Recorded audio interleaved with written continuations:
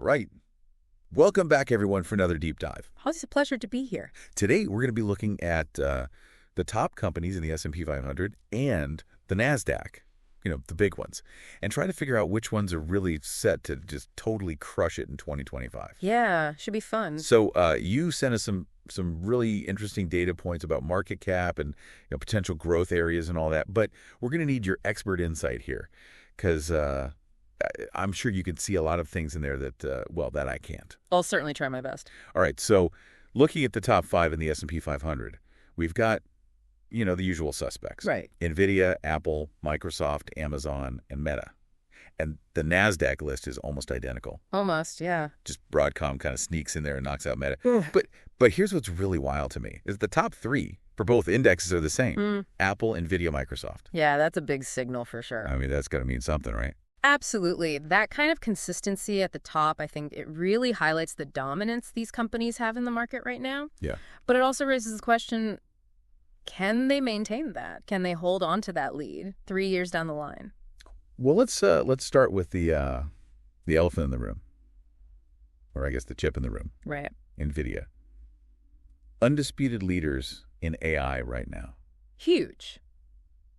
And that seems like a pretty safe bet going forward, right? It does. Especially with self-driving cars and even drug discovery being powered by AI now. Yeah, I mean, they're definitely positioned incredibly well. Okay. But you mentioned their PE ratio. Yes. Which is around 53.94. Now, for the folks at home who maybe didn't go to business school, break that down for us. So the PE ratio, it stands for price to earnings. And basically, it's a way to measure how expensive a stock is relative to its earnings, how much profit the company is actually making. So a high PE ratio like NVIDIA's, it means that the stock price is pretty high compared to those earnings. So essentially, investors are already, baking in a lot of future growth. So they're saying NVIDIA is going to keep getting bigger and bigger. Exactly. They're betting on it. They're saying this company is going to continue to grow, and we're willing to pay a premium for that growth. Okay, so if investors are already that confident in NVIDIA's future, is it really a risky bet, or is it more like a sure thing?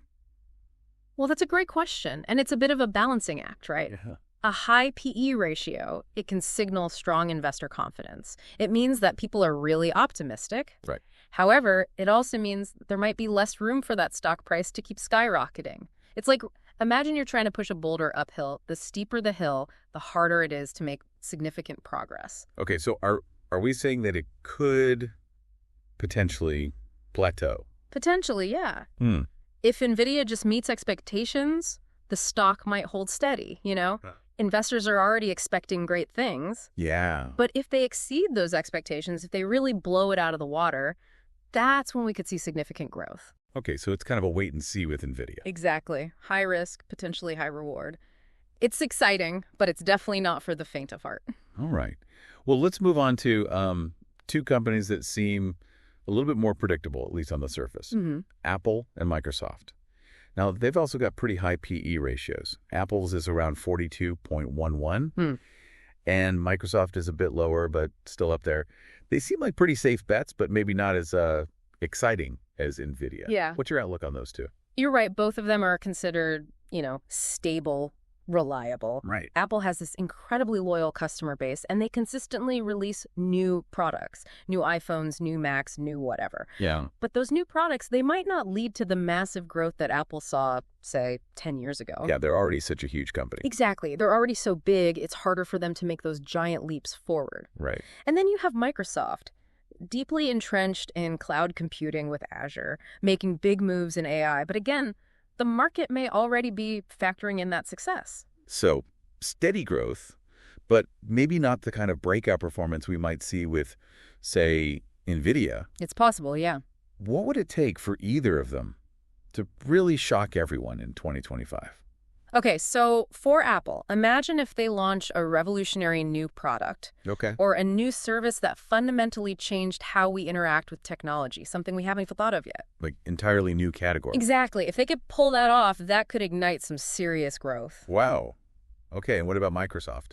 For Microsoft to really break out, I think they need to surpass Amazon Web Services in the cloud market. That would be a huge win. That's a tall order. It is.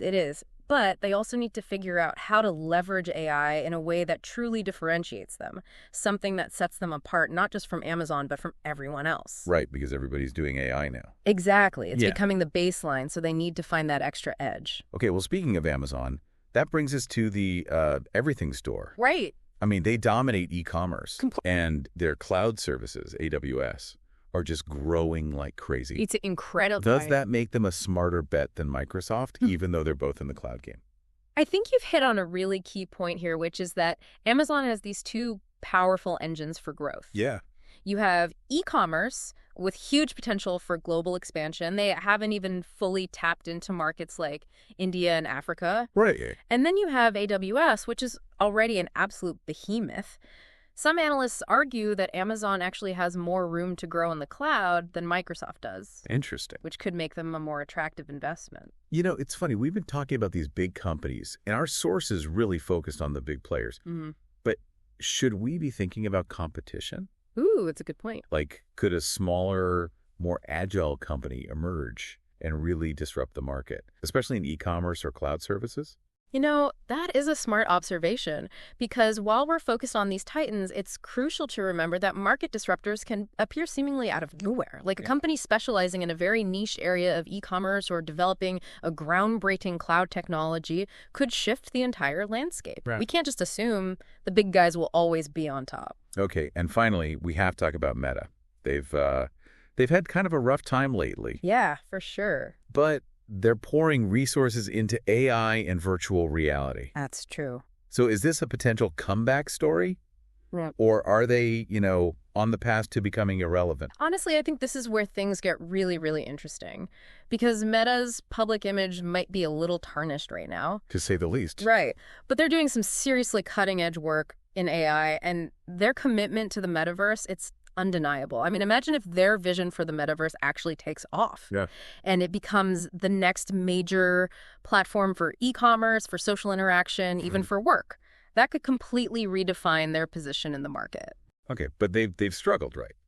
Are we maybe being a little too optimistic here? Yeah. What actual concrete signs are there that they can really turn things around? They definitely face an uphill battle, no doubt about it. But their AI research is top tier. They have the resources to make significant strides in VR, and they've shown that they can adapt and innovate. Remember, this is the company that went from a college social network to, well, Meta. If they can combine their strength with a strategy that addresses public concerns, and if they can deliver a truly compelling metaverse experience, I think they could absolutely surprise everyone. Okay, so let's recap. NVIDIA, high risk, high reward, massive potential in AI. Apple and Microsoft, stable, steady growth, but maybe need a spark to really take off.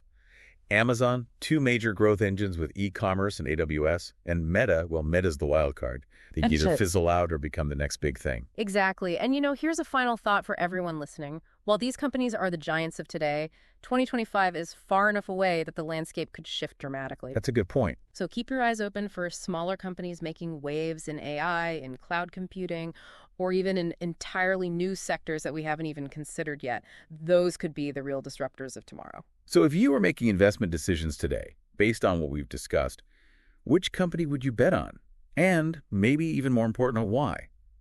That's something to think about. Thanks for joining us for this deep dive. We'll catch you next time. Thanks for having me.